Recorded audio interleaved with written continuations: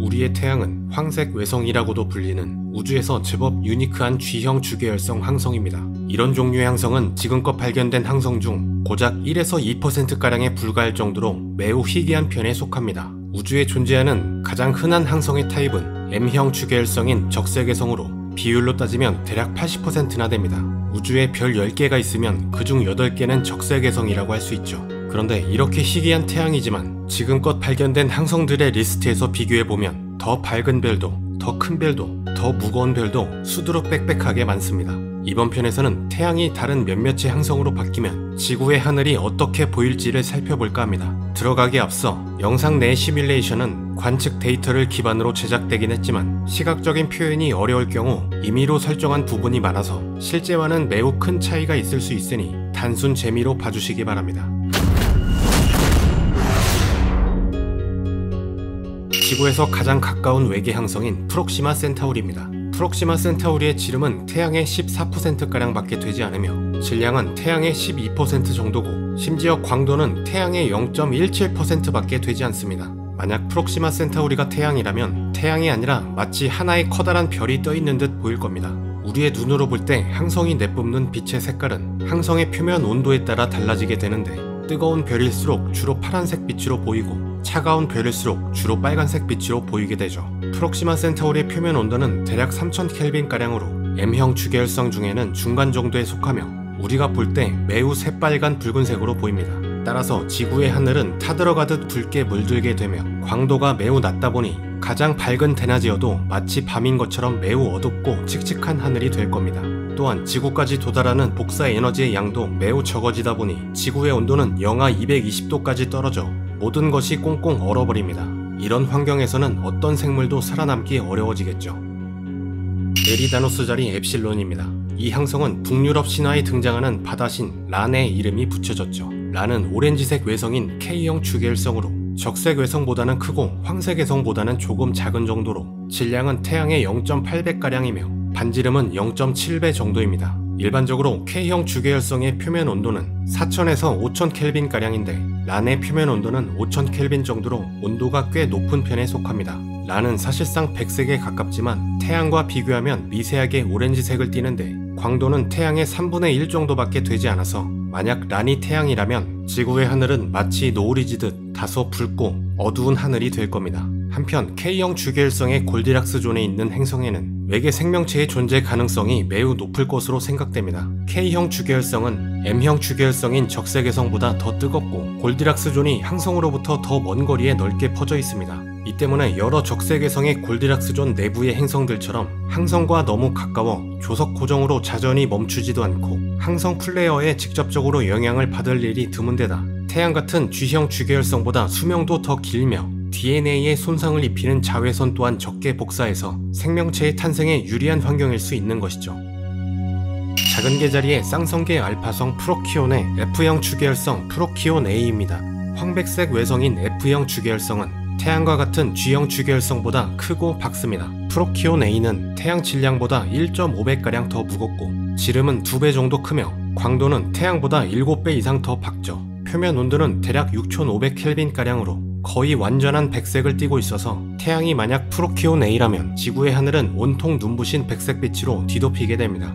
물론 눈이 부신 건 그다지 큰 문제가 아닐 수 있습니다. 이 정도로 강한 빛을 내는 항성이 태양의 위치에 있다면 지구의 온도는 150도에 육박할 정도로 뜨거워져서 지구의 바다는 대부분 증발해버릴 것이고 생명체가 살기 어려운 끔찍한 행성이 될 것이기 때문입니다. 일반적으로 뜨거운 별일수록 생명체 거주 가능 영역인 골디락스 존의 반경이 더 넓어지지만 F형 주계열성을 모성으로 둔 행성들은 태양 같은 G형 주계열성을 모성으로 둔 행성들보다 외계 문명의 탄생이 훨씬 어려울 것으로 보이는데 주계열성으로의 수명이 상대적으로 훨씬 짧기 때문입니다. 프로키온 A의 나이는 태양보다 훨씬 어린 13억 7천만 년 정도에 불과하지만 최대 1억 년만 더 지나면 수소를 모두 소진해 부풀어 올라 적색 거성이 될 운명이죠.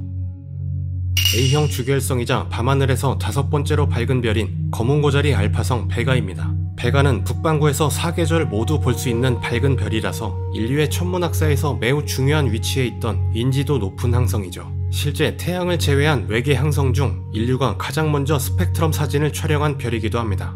지금부터 등장하는 항성들은 모두 태양보다 훨씬 밝기 때문에 잘 볼 수 있도록 이렇게 최첨단 감광 기술이 탑재된 선글라스를 씌워드리겠습니다. 베가의 질량은 태양 질량의 2.8배가량이며 지름은 대략 3배나 될 정도로 상당히 거대한 항성입니다. 표면 온도는 9500켈빈으로 100색에 가까운 은은한 푸른빛을 발산하며 광도도 태양 밝기의 약 40배로 엄청나게 밝아서 베가를 단 몇 초만 올려다봐도 순식간에 눈이 실명될 정도죠. 만약 베가가 태양이라면 지구의 하늘은 온통 푸르스름한 빛으로 뒤덮이게 될 것이며 주변의 모든 사물들은 간신히 형체만 알아볼 수 있을 정도가 될 것이고 대기 중에 남은 잔광과 빛의 산란이 밤하늘조차 밝게 만들어서 베가 외의 다른 별들을 관측하기가 매우 어려워질 겁니다. 또한 강렬하게 쏟아지는 베가의 복사 에너지는 지구의 온도를 240도까지 상승시켜 지구는 마치 지금의 금성과 같이 찜통 행성이 될 것이고 더 이상 그 어떤 생명체도 살 수 없는 환경이 됩니다.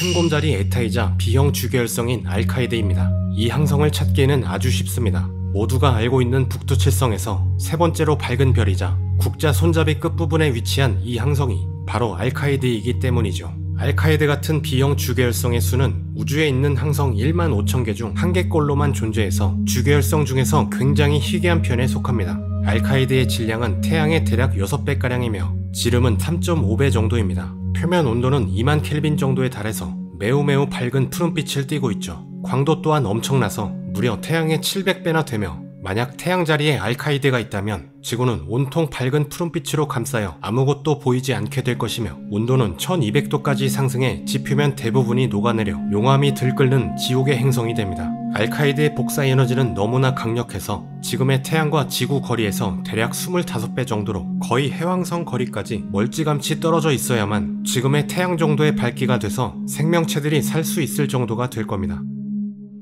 땅꾼자리로도 불리는 뱀주인자리 제타는 주계열성 중에서 가장 밝고 무거운 O형 주계열성 항성입니다. 뱀주인자리 제타는 비교적 가까운 366광년 거리에 있어서 지구에서 가장 가까이에 위치한 O형 주계열성이기도 하죠. 이 항성의 질량은 태양의 20배가량이며 지름은 태양의 8.5배, 표면 온도는 34,000켈빈 정도로 매우 밝은 푸른빛을 발산합니다. 광도는 무려 태양의 7만 배 정도로 뱀주인자리 제타가 만약 태양 위치에 있다면 사실상 시각은 그냥 포기하는 편이 낫습니다. 또한 지구가 받는 복사 에너지량이 엄청나서 지구의 온도는 5000도 정도까지 치솟게 되며 지구 표면의 모든 것들이 녹아내려 온통 마그마의 바다로 뒤덮인 행성이 될 겁니다. O형 주계열성은 우주에서도 매우 희귀해서 지구에서 1500광년 이내에 존재하는 건 고작 6개 남짓한 정도입니다. O형 주계열성이 이렇게 희귀한 이유는 매우 많은 질량을 흡수해야 하는 생성시의 어려움도 있지만 가장 큰 이유는 주계열성으로의 수명이 극히 짧아서 우주 공간에 오래 존재하지 못하기 때문입니다.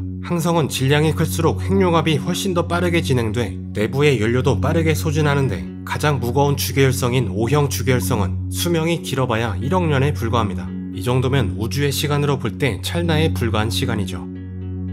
지금까지는 크기가 상대적으로 작은 주계열성 단계였지만 이제부터는 거성과 초거성 단계의 항성이라서 하늘에서 보이는 사이즈 자체가 달라집니다. 거성은 태양 질량의 0.25배에서 8배 사이의 별들이 주계열성 단계를 끝마친 후 부풀어 오르며 맞게 되는 항성의 후기 진화 단계죠. 이 항성은 황소자리의 알파성이자 적색거성인 알데바란입니다. 거성 중에서도 크기가 작은 편에 속하지만 이렇게 거대한 항성이 지구의 하늘에 떡하니 떠있으니 무언가 이질적이고 묘한 분위기가 연출됩니다. 알데바란의 질량은 태양보다 조금 높은 수준에 불과하지만 반지름은 태양의 44배나 더 크고 온도는 3900켈빈 정도로 태양보다 훨씬 낮은 편임에도 표면적 자체가 넓다 보니 전체 광도는 태양의 400배가 넘을 정도로 상당히 밝습니다. 나이는 64억 년쯤으로 예상되는데 현재의 태양보다 조금 더 많은 정도의 나이임에도 알데바란이 벌써 거성 단계에 진입한 이유는 거성 단계 이전 태양보다 무거워 수명이 더 짧은 F형 주계열성이었기 때문입니다.